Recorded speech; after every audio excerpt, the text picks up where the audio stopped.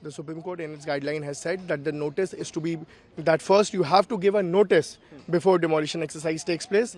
That notice is to be pasted at the house that is sought, or the property that is sought to be demolished, as well as the notice is to be sent to the district magistrate so that there is no backdating of the notice.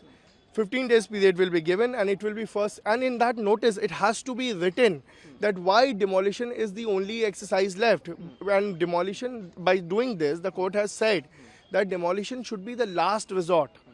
Before you take, so there's the process for compounding, there's a process for fine, there's a process asking those people to, if there's an encroachment, to remove that encroachment themselves.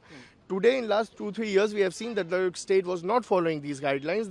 This is the law, this is the reiteration of the existing law, except for the part where the DM is to be notified, where the name of the officials are to be mentioned in the report at the time of demolition. All of it is the reiteration of the existing law. So, it is unfortunate that the court has to show the state the way to follow the law when the state is duty bound to follow the law that it has itself laid down. So Supreme Court also said that the house property is a fundamental right. It cannot be taken away arbitrarily by the government. Yes. So what was exactly that remark made by it? The right to shelter has been recognized by the Supreme Court as a fundamental right in multiple judgments earlier. Today, the Supreme Court has reiterated this, that you cannot take away someone's house without following the due process of law.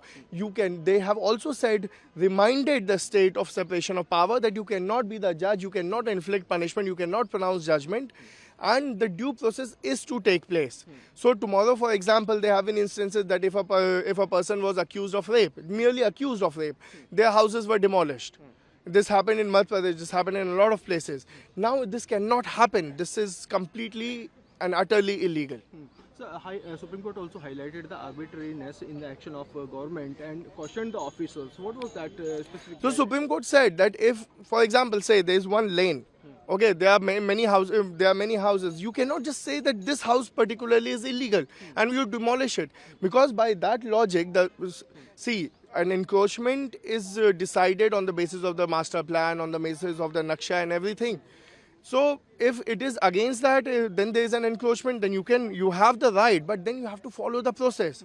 And you cannot just say that only this particular house is illegal and rest of the houses will not look at. The state has a duty to not be biased, to not be prejudiced. And the court has to, unfortunately, remind the state of its duty.